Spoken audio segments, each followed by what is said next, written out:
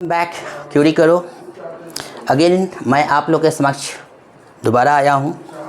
अभी तक हमने पार्ट 1 पार्ट 2 आर्टिकल का हम लोगों ने विश्लेषण कर लिया है, कैसे पढ़ना है, कहाँ पे द का इस्तेमाल करना है, कहाँ पर ए एन का प्रयोग करना है।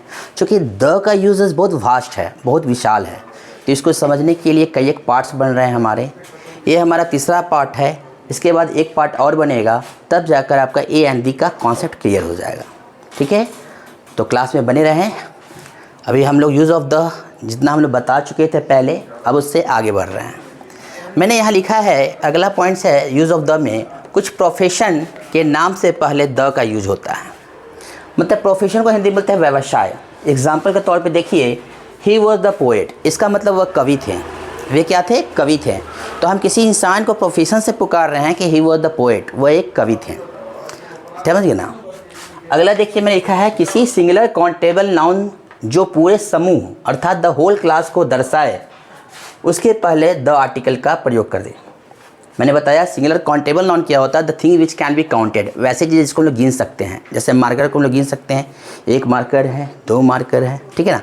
This is the countable noun. और अनकाउंटेबल नाउन क्या होता है, the thing which can not be counted, वैसे जिसे हम लोग गिन नहीं सकते हैं। फॉर एग्जाम्पल ऑयल है ना, वीट, राइस, चावल, इन लोग हम लोग गिन नहीं सकते, इसलिए अनकाउंटेबल नाउन कहते हैं।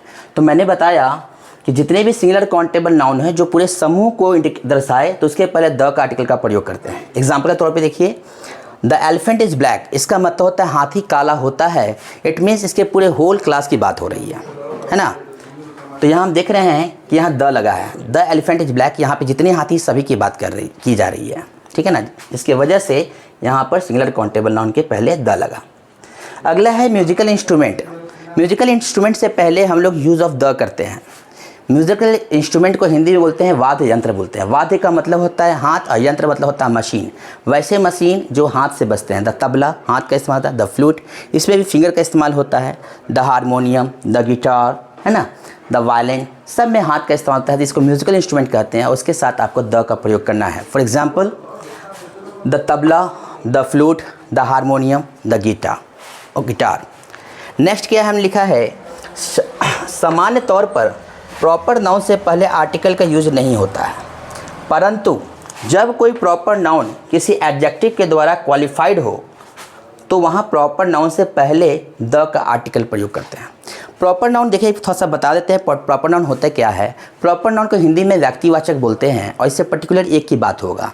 अगर हम बोले पटना तो पर्टिकुलर एक है, तो ये प्रॉपर नाउन है। संदीप तो प्रॉपर नाउन है क्योंकि पर्टिकुलर एक का नाम बताया जा रहा है, ठीक है ना। तो ये सारे प्रॉपर नाउन है। अब प्रॉपर नाउन के पहले जनरली आर्टिकल नहीं लगता है, यहाँ लिखा गया है। लेकिन जब कोई प्रॉपर नाउन किसी एडजेक्टिव के द्वारा क्वालिफाई हो रहा है, किसी विशेषण के द्वारा क्या हो रहा है, उसकी विशेषता बताई जा रही है, तब वहाँ पे हम लोग प्रॉपर नाउन के पहले भी द लगाते हैं। एग्जाम्पल देखिए, अशोका प्रॉपर नाउन है। अगर अशोका हुआ द किंग ऑफ पाटलिपुत्रा, लेकिन मैंने कौन सा अशोका, द ग्रेट अशोका, तो यह अशोका को क्वालिफाई किया गया ग्रेट से, जिसके वजह से यहाँ पे द लग रहा है।